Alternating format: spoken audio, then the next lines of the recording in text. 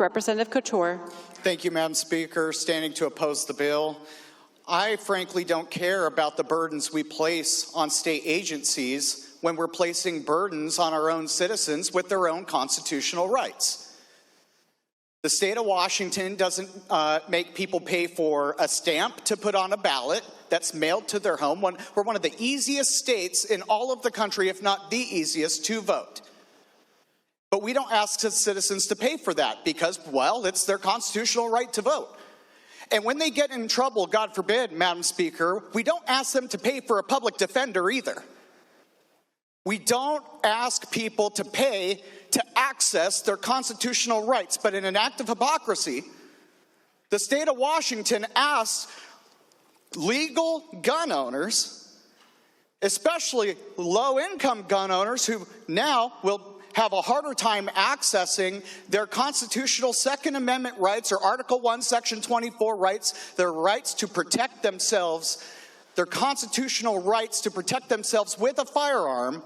Now they have to instead pay $18. They may be paid $13 or $33, but in the future, the Washington State Patrol just has an unlimited, unchecked authority granted to it by the legislature to increase these fees.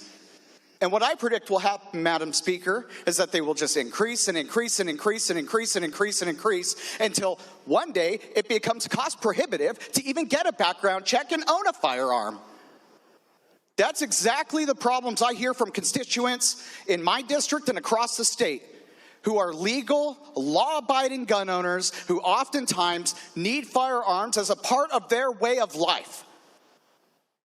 This kind of stuff is wrong. Now, I had an amendment that was a reasonable increase, even though philosophically I believe, just like the good gentleman from the 19th, that we should not be asking people to pay to access their constitutional rights.